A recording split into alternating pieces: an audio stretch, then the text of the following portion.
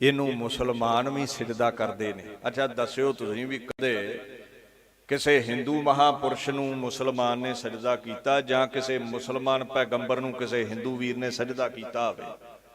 ਨਹੀਂ। ਇਹ ਗੁਰੂ ਨਾਨਕ ਹੈ ਜਿਹਦੇ ਅੱਗੇ ਰਾਏ ਬੁਲਾਰ ਵੀ ਝੁਕਦਾ ਹੈ। ਇਹ ਗੁਰੂ ਨਾਨਕ ਹੈ ਜਿਹਦੇ ਅੱਗੇ ਗੋਪਾਲ ਪਾਂਧਾ ਹਿੰਦੂ ਵੀ ਝੁਕਦਾ ਹੈ, ਕਿਉਂਕਿ ਗੁਰੂ ਨਾਨਕ ਵਰਗਾ ਕੋਈ ਹੋਇਆ ਹੀ ਨਹੀਂ। ਸਭ ਤੇ ਵੱਡਾ ਸਤਿਗੁਰ ਨਾਨਕ ਜਿਨ ਕਲ ਰਾਖੀ ਮੇਰੀ। ਗੁਰੂ ਨਾਨਕ ਸਾਹਿਬ ਨਾਲੋਂ ਕੋਈ ਵੱਡਾ ਹੀ ਨਹੀਂ ਹੈ। ਤੇ ਬਾਣੀ ਨੂੰ ਪੁੱਛੀਏ ਵੀ ਕੀ ਗੱਲ, ਇਹ ਜੂਨਾ ਉਹਦੇ ਹੁਕਮ 'ਚ ਚੱਲਦੀਆਂ, ਸੱਪ ਨੇ ਕਿੱਦਾਂ ਛਾਇਆ ਕਰਤੀ? ਇੱਥੇ ਕਈ ਤਰਕ ਦੀ ਕੈਂਚੀ ਵੀ ਲਈ ਫਿਰਦੇ ਹੁੰਦੇ ਨੇ, ਲੈ ਗੱਪਾਂ ਵੱਢੀ ਜਾਓ ਕਿਤੇ ਸੱਪ ਵੀ ਛਾਂ ਕਰਦਾ ਹੈ। ਯਾਦ ਰੱਖੀ, ਸੱਪ ਛਾਇਆ ਅੱਜ ਜਿਹਦੇ ਤੇ ਕਰ ਰਿਹਾ ਸੀ ਇਹ ਕੋਈ ਆਮ ਇਨਸਾਨ ਨਹੀਂ ਸੀ। ਇਹ ਉਹ ਹੈ ਜਿਹਦੇ ਹੁਕਮ ਦੇ ਵਿੱਚ 84 ਲੱਖ ਜੂਨ ਦੀ ਪੈਦਾਇਸ਼ ਹੁੰਦੀ ਹੈ। ਤੇ ਬਾਣੀ ਦਾ ਫਰਮਾਨ ਹੈ, ਹੁਕਮੀ ਸਭੇ ਊਪਜੈ ਹੁਕਮੀ ਕਾਰ ਕਮਾਹੇ। ਉਹ ਗੁਰੂ ਨਾਨਕ ਹੈ ਜਿਹਦੇ ਹੁਕਮ ਵਿੱਚ ਦੁਨੀਆ ਦਾ ਆਗਾਜ਼ ਹੁੰਦਾ ਹੈ, ਜਨਮ ਹੁੰਦਾ ਹੈ। ਇਹ ਉਹ ਗੁਰੂ ਨਾਨਕ ਹੈ ਜਿਹਦੇ ਹੁਕਮ ਵਿੱਚ ਦੁਨੀਆ ਚੱਲਦੀ ਹੈ। ਬਾਏ ਹੁਕਮ ਆਫ ਹਿਸ ਕਮਾਨ ਆਲ ਆਰ ਕ੍ਰੀਏਟਡ। ਉਹਦਾ ਹੁਕਮ ਹੁੰਦਾ ਹੈ ਤੇ ਦੁਨੀਆ ਪੈਦਾ ਹੁੰਦੀ ਹੈ। ਉਹਦਾ ਹੁਕਮ ਮੰਨ ਕੇ ਦੁਨੀਆ ਸਦਾ ਸਿਜਦੇ ਕਰਦੀ ਹੈ। ਇਸ ਤੇ ਸੱਪ ਕੀ, ਇੱਥੇ ਕੋਈ ਵੀ ਹੋਵੇ ਗੁਰੂ ਨਾਨਕ ਨੂੰ ਝੁਕ ਕੇ ਸਿਜਦਾ ਕਰੇਗਾ ਹੀ ਕਰੇਗਾ। ਕਿਉਂ ਕਰੇਗਾ? ਸਭ ਤੇ ਵੱਡਾ ਸਤਿਗੁਰ ਨਾਨਕ ਜਿਨ ਕਲ ਰਾਖੀ ਮੇਰੀ। ਬਾਣੀ ਕਹਿੰਦੀ ਹੈ ਗੁਰੂ ਨਾਨਕ ਨਾਨਕ ਹਰ ਸੋਏ। ਗੁਰੂ ਨਾਨਕ ਹੀ ਪਰਮਾਤਮਾ ਹੈ। ਰਾਏ ਬੁਲਾਰ ਵਰਗੇ ਝੁਕ ਗਏ। 84 ਲੱਖ ਜੂਨ ਚੋਂ ਜਿਹੜਾ ਵੀ ਗੁਰੂ ਨਾਨਕ ਦੇ ਦਿਦਾਰੇ ਕਰ ਲੈਂਦਾ ਹੈ, ਨਾਨਕ ਜਿਨ ਕੋ ਸਤਿਗੁਰ ਮਿਲਿਆ ਤਿਨ ਕਾ ਲੇਖਾ ਨਿਬੜਿਆ। ਉਹਨਾਂ ਦੇ ਲੇਖੇ ਮੁੱਕ ਜਾਂਦੇ ਨੇ। ਦੀਨ ਦੁਨੀਆ ਦੇ ਮਾਲਕ ਗੁਰੂ ਨਾਨਕ ਸਾਹਿਬ ਇਕਲੌਤੀ ਐਸੀ ਸ਼ਖਸੀਅਤ ਹੋਏ ਨੇ ਜਿਨ੍ਹਾਂ ਨੂੰ ਉਸ ਸਮੇਂ ਦੇ ਦੋ ਮੁੱਖ ਧਰਮਾਂ ਨੇ ਸਿਰ ਝੁਕਾਇਆ ਹੈ। ਹਿੰਦੂ ਵੀ ਝੁਕਦੇ ਸਨ, ਬਰਾਬਰ ਸਮਾਨਤਾ ਦਿੱਤੀ। ਇਸਲਾਮ ਦੇ ਮਹਾਪੁਰਸ਼ ਵੀ ਝੁਕਦੇ ਸਨ। ਹਿੰਦੂ ਵੀਰ ਵੀ ਸਜਦਾ ਕਰਨ, ਇਸਲਾਮ ਦੇ ਲੋਕ ਵੀ ਸਜਦਾ ਕਰਨ। ਤੇ ਭਾਈ ਗੁਰਦਾਸ ਨੇ ਇੱਕ ਗੱਲ ਕਹਿ ਦਿੱਤੀ, ਕਹਿੰਦਾ ਕੱਲਾ ਸਿੱਖਾਂ ਦਾ ਹੀ ਗੁਰੂ ਥੋੜੀ ਹੈ, ਘਰ ਘਰ ਬਾਬਾ ਪੂਜੀਐ ਹਿੰਦੂ ਮੁਸਲਮਾਨ ਕੁਸਾਈ। ਉਹ ਬਾਬਾ ਘਰ ਘਰ ਪੂਜਿਆ ਗਿਆ।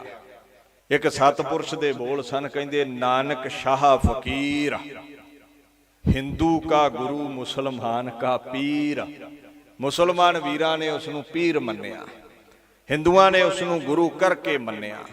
ਐਸੇ ਗੁਰੂ ਨਾਨਕ ਸਾਹਿਬ ਜਿਨ੍ਹਾਂ ਨੂੰ ਘਰ ਘਰ ਵਿੱਚ ਪੂਜਿਆ ਗਿਆ, ਉਸ ਗੁਰੂ ਨਾਨਕ ਦੀ ਅਜ਼ਮਤ ਬਾਬਤ ਗੁਰੂ ਗ੍ਰੰਥ ਸਾਹਿਬ ਕਹਿੰਦੇ ਨੇ, ਜਿਹੇ ਠਾਕਰ ਸੋ ਪ੍ਰਸੰਨ ਭਇਓ ਸਤ ਸੰਗਤ ਤਿਹ ਪਿਆਰ ਹਰ।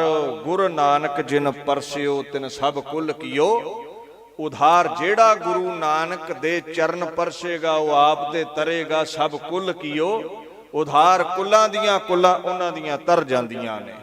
ਗੁਰੂ ਨਾਨਕ ਵਿੱਚ ਇੰਨੀ ਤਾਕਤ ਹੈ। ਪਰ ਕਹਿੰਦੇ ਗੁਰੂ ਨਾਨਕ ਨੂੰ ਉਹੀ ਜਪ ਸਕਦਾ ਜਿਹਦੇ ਤੇ ਰੱਬ ਖੁਸ਼ ਹੋਵੇ। ਇਹ ਗੱਲ ਠੀਕ ਹੈ। ਲੱਖ ਤੁਸੀਂ ਜ਼ੋਰ ਲਾ ਲਵੋ ਵੀ ਕੱਲ ਤੋਂ ਨਿਤਨੇਮ ਕਰਨਾ ਹੈ, ਜਪਜੀ ਸਾਹਿਬ ਪੜ੍ਹਨਾ ਹੈ, ਤੇ ਕਈ ਮੇਰੇ ਵਰਗੇ ਵੀਰ ਅਲਾਰਮ ਵੀ ਲਾਉਂਦੇ ਨੇ ਪਰ ਫਿਰ ਬੰਦ ਕਰ ਬਹਿੰਦੇ ਨੇ। ਹੱਥ ਰਿਆ ਮਾਰ ਕੇ ਫਿਰ ਬੰਦ ਕਰ ਲੈਂਦੇ ਨੇ। ਜੇ ਉੱਠ ਹੀ ਪੈਂਦੇ ਨੇ, ਇਸ਼ਨਾਨ ਕਰਨ ਨੂੰ ਚਿੱਤ ਨਹੀਂ ਕਰਦਾ। ਜੇ ਬੱਧੋ ਰੁੱਧੀ ਦਾ ਇਸ਼ਨਾਨ ਕਰ ਹੀ ਲੈਂਦੇ ਨੇ ਤੇ ਚਿੱਤ ਕਰਦਾ ਸੌਂ ਜਾਈਏ। ਗੁੜਕਾ ਸਾਹਿਬ ਤੇ ਕਿਤੇ ਚੱਲਿਆ ਨਹੀਂ, ਪਾਠ ਕੱਲ ਨੂੰ ਕਰ ਲਵਾਂਗੇ। ਕਰਮਾਂ ਵਾਲਾ ਹੀ ਹੈ ਜਿਹੜਾ ਗੁਰੂ ਨਾਨਕ ਨੂੰ ਜਪਦਾ ਹੈ। ਜਪੇਗਾ ਉਹ ਜਿਹਦੇ ਤੇ ਰੱਬ ਦੀ ਖੁਸ਼ੀ ਹੈ, ਜਿਹਦੇ ਤੇ ਪ੍ਰਮਾਤਮਾ ਪ੍ਰਸੰਨ ਹੈ। ਤੇ ਜਿਹੜਾ ਗੁਰੂ ਨਾਨਕ ਨੂੰ ਜਪ ਲਵੇਗਾ ਕੁੱਲਾਂ ਦੀਆਂ ਕੁੱਲਾਂ ਦਾ ਉਧਾਰ ਹੋ ਜਾਵੇਗਾ। He will be emancipated with his entire lineage। ਸਾਰੇ ਦੀਆਂ ਸਾਰੀਆਂ ਕੁੱਲਾਂ ਦਾ ਉਧਾਰ। ਕਈ ਕਹਿ ਦਿੰਦੇ ਲੈ ਸਾਰਾ ਟੱਬਰ ਪੁੱਠੇ ਕਰਮ ਕਰੇ, ਇੱਕ ਬਾਣੀ ਪੜ੍ਹੇ ਤੇ ਕਿੱਦਾਂ ਤਰ ਜਾਣਗੇ। ਇਹ ਤੇ ਹੁਣ ਪਤਾ ਨਹੀਂ। ਗੁਰੂ ਗ੍ਰੰਥ ਸਾਹਿਬ ਨੇ ਮੋਹਰ ਲਾ ਦਿੱਤੀ ਹੈ, ਹਰ ਗੁਰੂ ਨਾਨਕ ਜਿਨ ਪਰਸਿਓ ਤਿਨ ਸਭ ਕੁਲ ਕੀਓ ਉਧਾਰ। ਜਿਹੜਾ ਗੁਰੂ ਨਾਨਕ ਨੂੰ ਜਪੇਗਾ ਸਾਰੇ ਕੁੱਲ ਪਰਿਵਾਰ ਸਾਰਿਆਂ ਦਾ ਉਧਾਰ ਹੋ ਜਾਵੇਗਾ। ਗੁਰੂ ਨਾਨਕ ਸਾਹਿਬ ਵਿੱਚ ਇੰਨੀ ਤਾਕਤ ਹੈ। ਐਸੀ ਉਹ ਪਹੁੰਚ ਦੇ ਮਾਲਕ, ਐਸੀ ਬਖਸ਼ਿਸ਼ ਦੇ ਮਾਲਕ ਮੇਰੇ ਗੁਰੂ ਨਾਨਕ ਸਾਹਿਬ ਸੱਚੇ ਪਾਤਸ਼ਾਹ ਸਨ। ਅੱਛਾ, ਗੁਰੂ ਨਾਨਕ ਸਾਹਿਬ ਦੀ ਜਿਹੜੀ ਅਜ਼ਮਤ ਹੈ ਨਾ, ਉਹਦੇ ਬਾਬਤ ਇਤਿਹਾਸਕਾਰਾਂ ਨੇ ਜ਼ਰਾ ਜ਼ਰਾ ਲਿਖ ਲਿਖ ਕੇ ਆਪਣੀ ਪਾਕ ਕਲਮ ਦੇ ਨਾਲ ਵਡਿਆਈ ਕੀਤੀ ਹੈ। ਕੋਈ ਐਸਾ ਕਵੀ ਨਹੀਂ ਹੈ, ਕੋਈ ਐਸਾ ਮਹਾਪੁਰਸ਼ ਨਹੀਂ ਹੈ ਜਿਨੇ ਗੁਰੂ ਨਾਨਕ ਦੀ ਵਡਿਆਈ ਨਾ ਕੀਤੀ ਹੋਵੇ, ਜਿਨੇ ਗੁਰੂ ਨਾਨਕ ਦੀ ਜੈ ਜੈਕਾਰ ਨਾ ਕੀਤੀ ਹੋਵੇ। ਗੁਰੂ ਨਾਨਕ ਸਾਹਿਬ ਸੱਚੇ ਪਾਤਸ਼ਾਹ ਜੀਵਨ ਕਾਲ ਦੇ ਵਿੱਚ ਬੇਅੰਤ ਅਜ਼ਮਤਾਂ ਵਰਤਾਉਂਦੇ ਰਹੇ, ਬੇਅੰਤ ਭੁੱਲੇ ਭੜਕਿਆਂ ਨੂੰ ਸਿੱਧੇ ਰਾਹ ਪਾਉਂਦੇ ਰਹੇ। ਇੱਕ ਵਾਰ ਗੁਰੂ ਨਾਨਕ ਦੀਨ ਦੁਨੀਆ ਦੇ ਮਾਲਕ ਮਾਪਿਆਂ ਨੇ ਫਿਰ ਡੰਗਰ ਚਾਰਨ ਘੱਲ ਦਿੱਤੇ। ਅੱਜ ਫਿਰ ਉਹਦੇ ਨਿਰਗੁਣ ਸਰੂਪ ਦੀ ਯਾਦ ਵਿੱਚ ਚੌਂਕੜਾ ਲਾ ਕੇ ਬਹਿ ਗਏ। ਤੇ ਜਦੋਂ ਉਹਦੀ ਯਾਦ ਦੇ ਵਿੱਚ ਚੌਂਕੜਾ ਲਾ ਕੇ ਬੈਠੇ ਤੇ ਉਹ ਡੰਗਰਾਂ ਨੇ ਆਂਢੀਆਂ ਗਵਾਂਢੀਆਂ ਦੀਆਂ ਫਸਲਾਂ ਚਰ ਲਈਆਂ। ਉਹ ਜਦੋਂ ਫਸਲਾਂ ਚਰ ਲਈਆਂ, ਮਾਲਕਾਂ ਤੇ ਰੌਲਾ ਪਾਉਣਾ ਹੀ ਸੀ, ਜਿਨ੍ਹਾਂ ਦੀ ਫਸਲ ਦੇ ਪੱਲੇ ਕੱਖ ਨਾ ਰਿਹਾ। ਉਹ ਸਾਰੇ ਰਾਏ ਬਲਾਰ ਕੋ ਰਾਏ, ਸਾਰੇ ਉਸ ਹਾਕਮ ਦੇ ਕੋਲ ਗਏ। ਆਖਣ ਲੱਗੇ ਜੀ ਸਾਡੀਆਂ ਤੇ ਫਸਲਾਂ ਹੀ ਇਹਦੇ ਡੰਗਰ ਚਰ ਗਏ ਨੇ। ਗੁਰੂ ਨਾਨਕ ਸਾਹਿਬ ਨੂੰ ਪੁੱਛਿਆ ਗਿਆ ਤੇ ਦੀਨ ਦੁਨੀਆ ਦੇ ਮਾਲਕ ਕਹਿੰਦੇ ਵੀ ਚਲੋ ਚੱਲ ਕੇ ਦੇਖ ਲੈਨੇ ਆ। ਉਹਦੇ ਅੰਤਰ ਧਿਆਨ ਸਨ। ਜਦੋਂ ਬਾਬੇ ਨਾਨਕ ਨੂੰ ਲੈ ਕੇ ਖੇਤਾਂ ਵਿੱਚ ਗਏ ਨਾ ਸਾਰੇ, ਤੇ ਗੁਰੂ ਨਾਨਕ ਦੀ ਅਜ਼ਮਤ ਉੱਥੇ ਵਰਤ ਰਹੀ ਸੀ। ਉਹ ਇੰਨੀ ਪਹੁੰਚ ਦਾ ਮਾਲਕ ਸੀ। ਉਜੜੀਆਂ ਹੋਈਆਂ ਫਸਲਾਂ, ਲਤਾੜੀਆਂ ਹੋਈਆਂ ਡੰਗਰਾਂ ਦੇ ਪੌੜਾਂ ਥੱਲੇ ਫਸਲਾਂ, ਜਿਨ੍ਹਾਂ ਦਾ ਖੁਰਾ ਖੋਜ ਮਿਟ ਚੁੱਕਿਆ ਸੀ। ਗੁਰੂ ਨਾਨਕ ਦੀ ਇੱਕ ਨਜ਼ਰ ਕੀ ਪੈ ਗਈ, ਉਹਨਾਂ ਫਸਲਾਂ ਦਾ ਭਾਰ, ਉਹਨਾਂ ਫਸਲਾਂ ਦੀ ਉਚਾਈ, ਉਹਨਾਂ ਫਸਲਾਂ ਦੇ ਉੱਤੇ ਹੁਸਨ ਅੱਗੇ ਨਾਲੋਂ ਦੂਣਾ ਸੀ। ਜਦੋਂ ਵੇਖਿਆ ਵੀ ਗੁਰੂ ਨਾਨਕ ਸਾਹਿਬ ਸੱਚੇ ਪਾਤਸ਼ਾਹ ਦੀ ਕਿਰਪਾ ਦ੍ਰਿਸ਼ਟੀ ਨਾਲੇ ਤੇ ਫਿਰ ਪ੍ਰਫੁੱਲਤ ਹੋ ਗਈਆਂ ਨੇ, ਰਾਏ ਬੁਲਾਰ ਨੇ ਤੇ ਉਹ ਫਸਲਾਂ ਦੇ ਮਾਲਕਾਂ ਨੇ ਰਲ ਮਿਲ ਕਰਕੇ ਸਜਦਾ ਕੀਤਾ। ਔਰ ਇਸ ਗੱਲ ਦੀ ਸਮਝ ਆ ਗਈ ਵੀ ਗੁਰੂ ਨਾਨਕ ਦੀ ਜਿੱਥੇ ਕਿਰਪਾਲੂ ਨਜ਼ਰ ਪੈ ਜਾਂਦੀ ਹੈ, ਉਹ ਸੁੱਕੇ ਵੀ ਹਰੇ ਹੋ ਜਾਂਦੇ ਨੇ। ਇਹ ਗੁਰੂ ਨਾਨਕ ਦੀ ਪਹੁੰਚ ਹੈ, ਇਹ ਗੁਰੂ ਨਾਨਕ ਦੀ ਐਸੀ ਅਦਮਤ ਹੈ। ਗੁਰੂ ਨਾਨਕ ਮਹਾਰਾਜ ਉਹ ਤਾਕਤ ਦੇ ਮਾਲਕ ਨੇ, ਸੂਕੇ ਕਾਸਟ ਹਰਿਆ, ਜਿਹੜੇ ਸੁੱਕਿਆਂ ਨੂੰ ਹਰੇ ਕਰ ਦਿੰਦੇ ਨੇ। ਬਾਣੀ ਨੂੰ ਪੁੱਛੋ ਇਹ ਹੋ ਸਕਦਾ? ਕਹਿੰਦੇ ਗੁਰ ਤੇ ਬਾਹਰ ਕਿਛ ਨਹੀਂ, ਗੁਰ ਕੀਤਾ ਲੋੜੇ ਸੋ ਹੋਏ। ਗੁਰੂ ਨਾਨਕ ਦੁਨੀਆ ਤੇ ਜੋ ਚਾਹੇ ਕਰ ਸਕਦਾ ਹੈ, ਪਰ ਬਕਾਇਦਾ ਸ਼ਰਤ ਇਹ ਹੈ ਵੀ ਗੁਰੂ ਨਾਨਕ ਦੇ ਗੁਣ ਗਾਉਣੇ ਪੈਂਦੇ ਨੇ।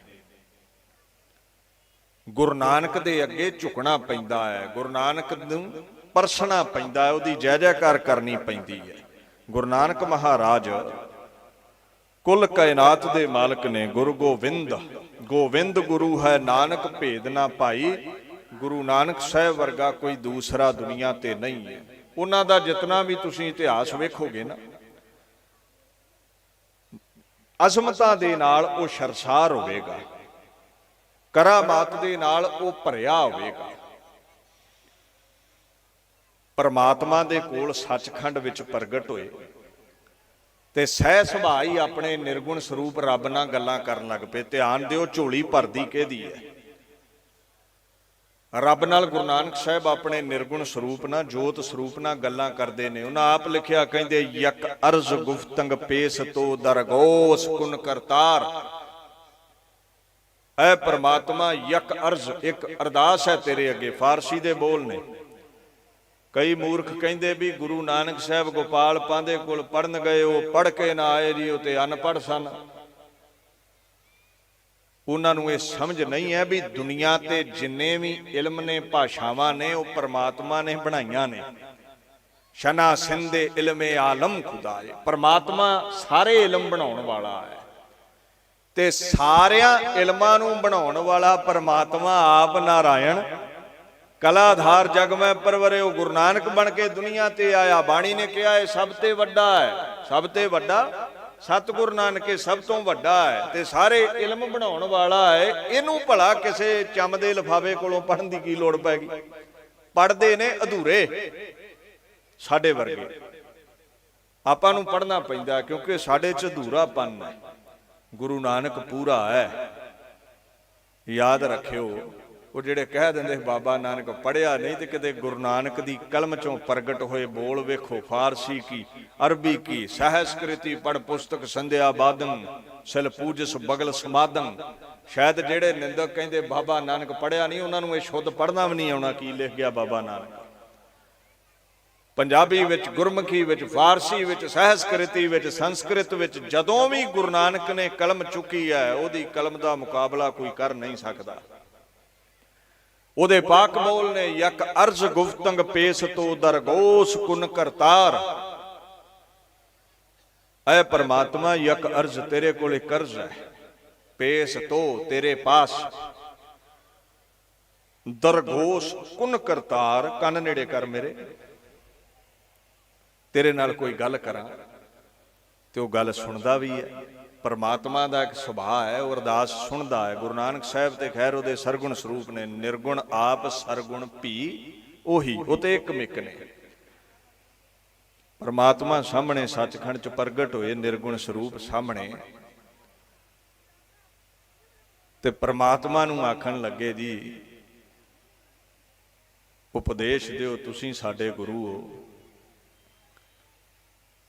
ਤੇ ਫਿਰ ਮੈਂ ਗਾਂ ਉਪਦੇਸ਼ ਦੇਵਾਂ। ਤੇ ਪਰਮਾਤਮਾ ਕਹਿੰਦੇ ਗੁਰੂ ਨਾਨਕ ਸਾਹਿਬ, ਤੁਸੀਂ ਸਾਡਾ ਸਤਿਗੁਰੂ ਅਵਤਾਰ ਹੋ। ਸਾਡੀ ਜਾਇਦਾਦ ਤੁਹਾਡੀ ਜਾਇਦਾਦ ਹੈ, ਸਾਡੀ ਅਜ਼ਮਤ ਤੁਹਾਡੀ ਅਜ਼ਮਤ ਹੈ, ਸਾਡੀ ਕਲਾ ਤੁਹਾਡੀ ਕਲਾ ਹੈ। ਆਉਂਦਾ ਨਾ ਗੁਰੂ ਰਾਮਦਾਸ ਬਾਬਤ, ਪੂਰੀ ਹੋਈ ਕਰਾਮਾਤ ਆਪ ਸਿਰਜਣਹਾਰ ਹੈ। ਧਾਰਿਆ ਇਹ ਸਿਰਜਣਹਾਰ ਨਹੀਂ, 10 ਜਾਮੇ ਪਹਿਨੇ ਨੇ ਗੁਰੂ ਨਾਨਕ ਤੋਂ ਗੁਰੂ ਗੋਬਿੰਦ ਸਿੰਘ ਤੱਕ, ਤੇ ਸਾਰੀ ਕਰਾਮਾਤ ਲੈ ਕੇ। ਤੇ ਤੁਹਾਡੇ ਮੇਰੇ 'ਚ ਫਰਕ ਕੋਈ ਨਹੀਂ। ਤੇ ਜਾਓ ਜਾ ਕੇ ਦੁਨੀਆ ਨੂੰ ਤਾਰੋ, ਸਿੱਧੇ ਰਸਤੇ ਲਾਓ, ਕਰਤੇ ਨਾਲ ਜੋੜੋ, ਕ੍ਰਿਤ ਨਾਲੋਂ ਤੋੜੋ। ਉੱਥੇ 3 ਬਚਨ ਪਰਮਾਤਮਾ ਨੇ ਗੁਰੂ ਨਾਨਕ ਸਾਹਿਬ ਨੂੰ ਕਹੇ, ਧਿਆਨ ਦਿਓ। ਜੇ 3 ਖਾਨੇ ਵਿੱਚ ਪੈ ਗਏ, ਝੋਲੀਆਂ ਭਰੀਆਂ ਹੀ ਰਹਿਣਗੀਆਂ ਆਪਣੀਆਂ। ਕਹਿੰਦੇ ਜਿਸ ਉੱਪਰ ਤੇਰੀ ਨਜ਼ਰ, ਗੁਰੂ ਨਾਨਕ ਸਾਹਿਬ ਨੂੰ ਪਰਮਾਤਮਾ ਕਹਿੰਦੇ ਜਿਸ ਉੱਪਰ ਤੇਰੀ ਨਜ਼ਰ, ਤਿਸ ਉੱਪਰ ਮੇਰੀ ਨਜ਼ਰ। ਐ ਗੁਰੂ ਨਾਨਕ, ਜਿਹਦੇ ਤੇ ਤੇਰੀ ਨਦਰ ਕਿਰਪਾ ਮਈ ਹੈ। ਇੱਕ ਤੇ ਨਦਰ ਹੁੰਦੀ ਉਪੱਠੀ, ਤੇ ਇੱਕ ਨਦਰ ਹੁੰਦੀ ਹੈ ਪ੍ਰੇਮ ਨਾਲ ਭਰੀ। ਜਿਹਦੇ ਤੇ ਤੇਰੀ ਨਦਰ ਸਵੱਲੀ ਹੈ ਨਾ, ਜਿਹਦੇ ਤੇ ਤੂੰ ਰਾਜੀ ਹੈ, ਉਹਦੇ ਤੇ ਰੱਬ ਵੀ ਰਾਜੀ ਹੈ। ਤੇ ਜਿਹਦੇ ਤੇ ਤੇਰੀ ਨਦਰ ਸੁਵੱਲੀ ਨਹੀਂ, ਨਦਰ ਉਪੱਠੀ ਹੈ, ਜਿਹਦੇ ਤੇ ਤੂੰ ਖੁਸ਼ ਨਹੀਂ, ਜਿਹੜਾ ਤੈਨੂੰ ਨਾਰਾਜ਼ ਕਰ ਬੈਠਿਆ, ਉਹ ਰੱਬ ਨੂੰ ਕਦੇ ਵੀ ਮਨਾ ਨਹੀਂ ਸਕੇਗਾ। ਜਿਸ ਉੱਪਰ ਤੇਰੀ ਨਜ਼ਰ ਤਿਸ ਉੱਪਰ ਮੇਰੀ ਨਜ਼ਰ, ਜਿਸ ਉੱਪਰ ਤੇਰਾ ਕਰਮ ਤਿਸ ਉੱਪਰ ਮੇਰਾ ਕਰਮ। ਕਰਮ ਕਹਿੰਦੇ ਨੇ ਕਿਰਪਾ ਕਰਨੀ, ਝੋਲੀਆਂ ਭਰਨੀਆਂ, ਬਖਸ਼ਿਸ਼ ਕਰਨੀ, ਬਖਸ਼ੀਸ਼। ਐ ਗੁਰੂ ਨਾਨਕ, ਜਿਹਦੇ ਤੇ ਤੂੰ ਕਰਮ ਕਰ ਦਵੇਂ, ਤੂੰ ਬਖਸ਼ਿਸ਼ ਕਰ ਦਵੇਂ, ਜਿਹਦੀਆਂ ਤੂੰ ਝੋਲੀਆਂ ਭਰਨੀਆਂ ਚਾਵੇਂ, ਉਹਦੀਆਂ ਹੀ ਝੋਲੀਆਂ ਮੈਂ ਭਰਾਂਗਾ। ਤੇ ਜਿਹਦੀ ਝੋਲੀ ਤੂੰ ਸਖਣੀ ਕਰਨੀ ਹੈ, ਉਹਦੀ ਇੱਕ ਨਿਮਕ ਭਰ ਵਿੱਚ ਹੀ ਖਾਲੀ ਕਰ ਦਵਾਂਗਾ ਮੈਂ। ਉਹਦਾ ਸੁਭਾਅ ਹੈ ਗੁਰੂ ਨਾਨਕ ਦੀ ਨਦਰ ਸਵੱਲੀ ਹੋਵੇ ਤੇ ਰੀਤੇ ਭਰੇ ਭਰੇ ਸਖਨਾਵੇ, ਖਾਲੀ ਭਾਂਡੇ ਭਰ ਦਿੰਦਾ ਹੈ, ਤਖਤੋ ਤਾਜ ਬਖਸ਼ ਦਿੰਦਾ ਹੈ। ਤੇ ਜਿਨ੍ਹਾਂ ਤੇ ਗੁਰੂ ਨਾਨਕ ਸਾਹਿਬ ਰਹਿਮ ਨਾ ਕਰਨ, ਕਿਰਪਾ ਨਾ ਕਰਨ, ਜਿਨ੍ਹਾਂ ਤੇ ਗੁਰੂ ਨਾਨਕ ਖੁਸ਼ ਨਾ ਹੋਵੇ, ਕਰਮ ਨਾ ਕਰੇ, ਉਹਦੇ ਤੇ ਰੱਬ ਵੀ ਖੁਸ਼ ਨਹੀਂ ਜੇ ਹੁੰਦਾ। ਜਿਹਨੇ ਬਾਬਾ ਨਾਨਕ ਗੁੱਸੇ ਕਰ ਲਿਆ, ਉਹਦਾ ਰੱਬ ਵੀ ਰੁੱਸ ਗਿਆ। ਜਿਸ ਉੱਪਰ ਤੇਰੀ ਨਜ਼ਰ ਤਿਸ ਉੱਪਰ ਮੇਰੀ ਨਜ਼ਰ, ਜਿਸ ਉੱਪਰ ਤੇਰਾ ਕਰਮ ਤਿਸ ਉੱਪਰ ਮੇਰਾ ਕਰਮ। ਤੇ ਜਿਹੜਾ ਤੀਜਾ ਲਫ਼ਜ਼ ਅਕਾਲ ਪੁਰਖ ਨੇ ਆਖਿਆ ਨਾ, ਉਹਦੇ ਨਾਲ ਰਲਦੀਆਂ ਮਿਲਦੀਆਂ ਪੰਕਤੀਆਂ ਉਸ ਵਿਚਾਰਧਾਰਾ ਦੀਆਂ ਗੁਰੂ ਗ੍ਰੰਥ ਸਾਹਿਬ ਵਿੱਚ ਮਿਲ ਜਾਂਦੀਆਂ ਨੇ। ਬਾਬਾ ਨਾਨਕ ਨੂੰ ਅਕਾਲ ਪੁਰਖ ਆਖਣ ਲੱਗੇ, ਮੇਰਾ ਨਾਉ ਪਾਰ ਬ੍ਰਹਮ ਪਰਮੇਸ਼ਰ, ਤੇਰਾ ਨਾਉ ਗੁਰ ਪਰਮੇਸ਼ਰ। ਮੈਂ ਸ਼ਰੀਰਾਂ ਤੋਂ ਪਰੇ, ਉਪਰਾਮ, ਮਾਇਆ ਤੋਂ ਪਰੇ, ਪਾਰ ਬ੍ਰਹਮ, ਜੋ ਬ੍ਰਹਮ ਤੋਂ ਪਰੇ ਹੈ, ਰਚਨਾ ਤੋਂ ਪਰੇ ਹੈ। ਮੇਰਾ ਨਾਂ ਪਾਰ ਬ੍ਰਹਮ ਪਰਮੇਸ਼ਰ ਹੈ ਤੇ ਤੇਰਾ ਨਾਂ ਗੁਰ ਪਰਮੇਸ਼ਰ ਹੈ। ਮੇਰਾ ਗੁਰੂ ਸਰੂਪ ਹੈ ਤੂੰ, ਜੋ ਅਗਿਆਨ ਨੂੰ ਖਹਿ ਕਰਦਾ ਹੈ, ਗਿਆਨ ਬਖਸ਼ਦਾ ਹੈ। ਤੇਰੇ ਤੇ ਮੇਰੇ ਵਿੱਚ ਰੰਚਕ ਮਾਤਰ ਵੀ ਫਰਕ ਨਹੀਂ ਹੈ। ਮੁੱਕਦੀ ਗੱਲ ਇਹ ਹੈ, ਜਿਹੜਾ ਗੁਰੂ ਨਾਨਕ ਨੂੰ ਰਿਝਾ ਲਵੇਗਾ ਉਹਦੇ ਤੇ ਰੱਬ ਰੀਝ ਪਵੇਗਾ। ਤੇ ਜਿਹਨੇ ਬਾਬੇ ਨਾਨਕ ਨੂੰ ਗੁਣ ਗਾ ਕੇ ਖੁਸ਼ ਨਾ ਕੀਤਾ, ਜਿਹਦੇ ਨਾਲ ਬਾਬਾ ਨਾਨਕ ਨਾਰਾਜ਼ ਹੋ ਗਿਆ, ਸਮਝ ਲਿਓ ਰੱਬ ਵੀ ਰੁੱਸ ਜਾਵੇਗਾ। ਜਿਹਦੇ ਨਾਲ ਰੱਬ ਰੁੱਸ ਗਿਆ ਫਿਰ ਉਹਦੇ ਪੱਲੇ ਕੁਝ ਨਹੀਂ ਜੇ ਰਹਿੰਦਾ।